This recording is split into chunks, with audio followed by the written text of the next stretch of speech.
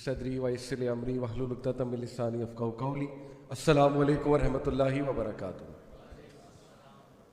पीछे तक आवाज़ आ रही है मेरी सिस्टर्स को जो पीछे हैं? Okay good. कैसे हैं आप सब? खैरियत से ठीक ठाक हैं? Good to be here. जज़ाकल्लाह खैर फॉर इनवाइटिंग। स्पेशली यूथ को देख के बहुत खुश हो रही है। वेलकम। तो कितने लोग माशाल्लाह यूथ क्लब को पहले से जानते हैं और कुछ देखा हुआ है हमारा? अच्छा, मेरा ख़ास जो है वो यूथ की तरफ तवज्जो थी माशाल्लाह। बाकी लोग देखते हैं। आप लोग ने इतना यूथ क्लब को कभी एक्सप्लोर किया बच्चों? अच्छा चलें।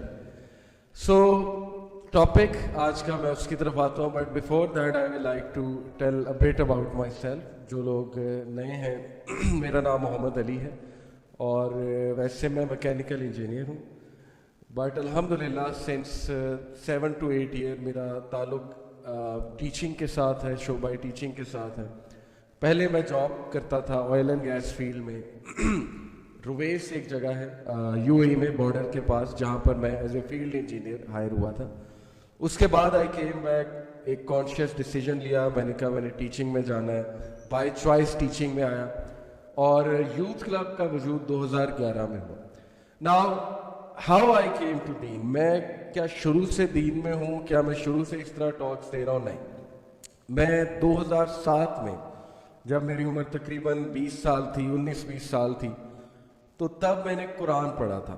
सबसे पहले ज़िंदगी में पहली बार मैंने कुरान का तर्जमा पढ़ा था। ओके, उससे पहले इस्लामियत में कभी कभी सूरह इखलास, कभी सूरह कुरैश, इस तरह जो सिलेबस में था वो पढ़ा था। तो वो पढ़ा मैंने किस तरह से कुरान के। I was going through a very tough phase. बहुत इश्यूज थे मेरी लाइफ में उस टाइम जब मैं 19-20 साल का था, और पढ़ाई मेरी बड़ी बुरी जा रही थी। इंजीनियरिंग जो है बड़ी मुश्किल होती है, तो मुझे डर था कि कहीं मैं फाइनल एग्जाम में फेल ना हो जाऊं। मुझे बड़ा डर था, मेरे पे बड़ा स्ट्रेस था कि मैं फेल हो गया तो पेरेंट्स क्या कहेंगे, और फिर डिग्री लेट हो गई तो मैं क्या करूंगा, वगैरह वगैरह। तो उससे ठीक 2 महीने पहले, जब मैं इन सोचों में गुम हूं ना, ठीक इससे 2 महीने पहले एक अजीब वाकया होता है। और इट वॉज एज इफ कि ये वाकया ज़ाहिर है प्लान था, हर चीज़ प्लान होती है अल्लाह की तरफ से। और अल्लाह नोज, अल्लाह न्यू के मेरे पे ये फेज आना है, down phase. I will be sad, मैं सोचों में गुम होऊंगा, ओवर थिंकिंग कर रहा हूँगा, बहुत वरीड होऊंगा, और भी बड़ा कुछ, पढ़ाई के अलावा भी बड़ा कुछ चल रहा था।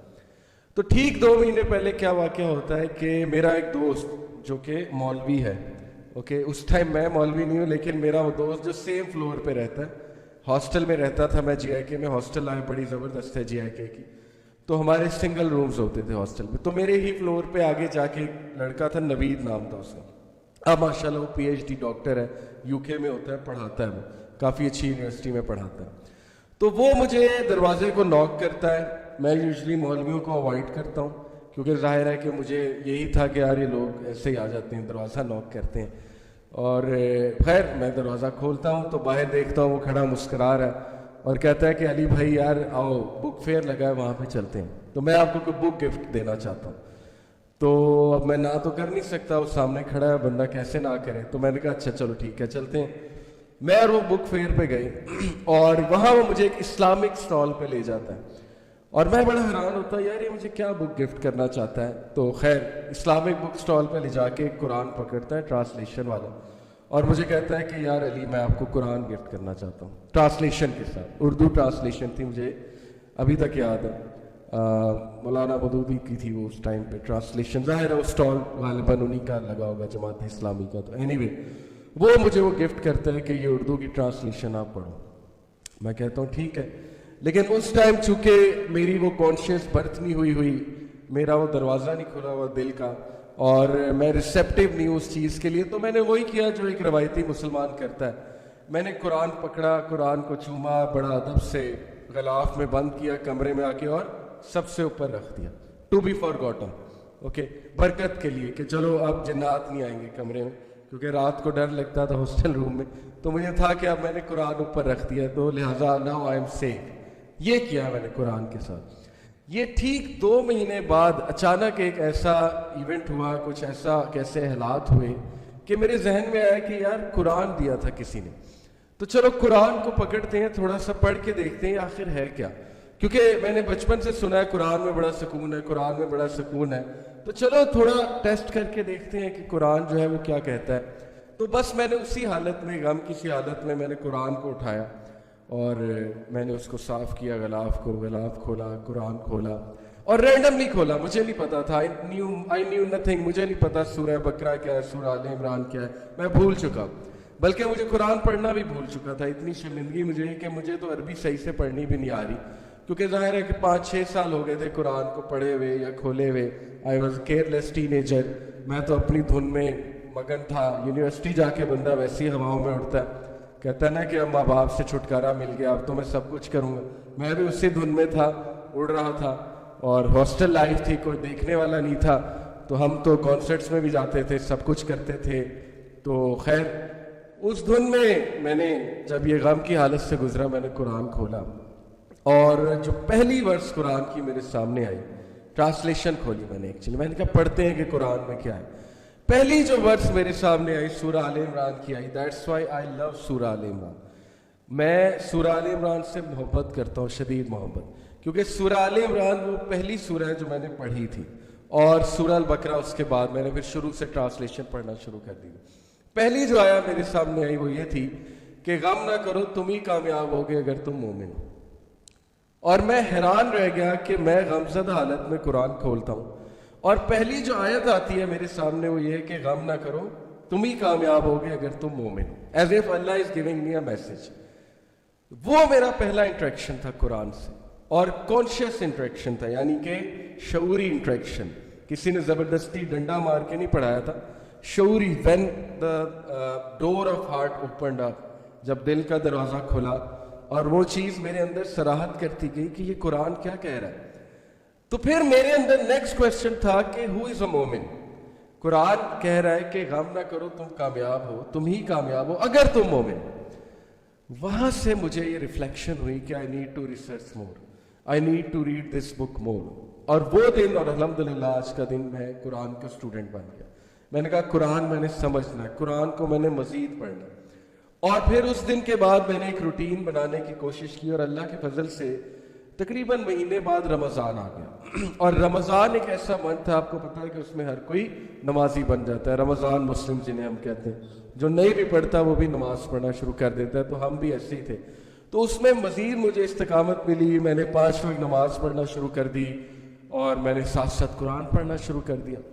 اب جیسے جیسے میں قرآن پڑھتا گیا، میں ڈیلی ایک ٹائم رکھتا تھا، عصر سے مغرب کے درمیان، مجھے ابھی تک یاد ہے، اور اس دوران جو مرضی ہو جائے اللہ نے مجھے کنسسٹنسی دے دی تھی۔ میرے دوست اس ٹائم کرکٹ کھیلتے تھے باہر، ہاسٹل کے باہر ایک روڈ تھی، وہاں کرکٹ کھیلتے تھے، وہ بلاتے تھے کرکٹ کھیل لو، آ جاؤ۔ میں کہتا تھا نہیں، میں قرآن پڑھنا۔ اور میں آئی واز امیزڈ کہ مجھ جیسا کیئرلیس بندہ یہ کیسے کر سکتا ہے۔ کیا قرآن نے مجھے اتنا چھو لیا ہے میرے دل کو کہ میں کرکٹ چھوڑ رہا ہوں قرآن کے لیے؟ حالانکہ میں تو کرکٹ ڈائی ہارڈ فین تھا تب، اب بھی کبھی کبھی دیکھ لیتے ہیں، لیکن اس ٹائم پہ تو میں بہت ہی ڈائی ہارڈ فین تھا، اور ٹیم میں بھی تھا۔ تو وہ بڑا حیران ہوتے تھے کہ اس کو ہوا کیا ہے کہ اس ٹائم پہ تو کرکٹ سب کھیلتے ہیں، تو یہ پتہ نہیں کیا کر رہا ہے۔ تو میں ڈیلی اس ٹائم پہ قرآن پڑھتا تھا، کیونکہ مجھے یہی ٹائم پسند آیا، عصر سے مغرب کے درمیان۔ اب جیسے جیسے میں قرآن پڑھتا گیا، یقین کریں کہ مجھے میرے کویسچنس کے آنسرز ملتے گئے، اور مجھے کچھ نہیں پتا تھا فرقے کیا ہوتے ہیں، مجھے کچھ نہیں پتا تھا یہ کیا ہے سب کچھ، ٹرانسلیشن کون سی اچھی ہے۔ میں نے نہ کسی سے پوچھا کہ بھئی فرقہ واریت پڑھی ہے، کون سی ٹرانسلیشن پڑھوں، نہ میں نے اس چیز کی فکر کی کہ تفسیر کون سی پڑھوں، مجھے تو پتہ نہیں تھا تفسیر ہوتا کیا ہے۔ میں نے تو بس ایک کیئرلیس بوائے کی طرح قرآن اٹھایا، اور میں نے رینڈم اس کی ٹرانسلیشن شروع سے پڑھنا شروع کر دی۔ یہ بعد میں جیسے جیسے آہستہ آہستہ مجھے اپرچونیٹیز ملی، لوگوں نے ظاہر ہے کہ مجھ سے دوستی ہوئی، کچھ لوگ کی، انہوں نے علماء سے ملوایا، پھر انٹرسٹ مزید بلڈ ہوا، پھر میرے سامنے ایک اور ڈومین کھلی، پھر مجھے فرقہ واریت کا بھی پتہ لگا کہ یہ بھی کوئی سائنس ہے، یہ بھی کوئی چیز ہے، یہ بھی کچھ نام بنے ہوئے لوگوں کے، وغیرہ وغیرہ، یہ ساری چیزیں۔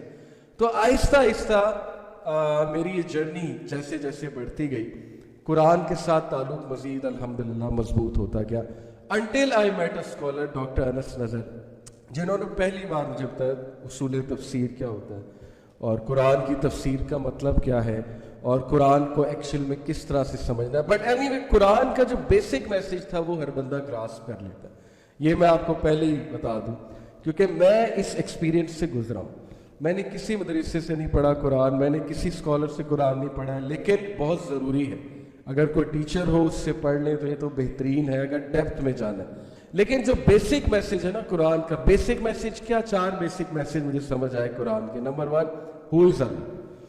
جب میں ایسی آیات پہ پہنچتا تھا جس میں اللہ اپنا تعارف کرا رہا ہے تو اس میں مجھے تو کوئی راکٹ سائنس نہیں نظر آئی, کہ مجھے تو سمجھ آ رہا تھا کہ اللہ تعالیٰ کیا بتا رہا ہے اپنے بارے میں. اور پھر دوسرا بیسک میسج ہے آخرہ, accountability, concept of day of judgment, such as 30th پارہ کی آپ سورہ دیکھیں, کتنی زبردست, کتنی آئی اوپننگ. سورہ الانعام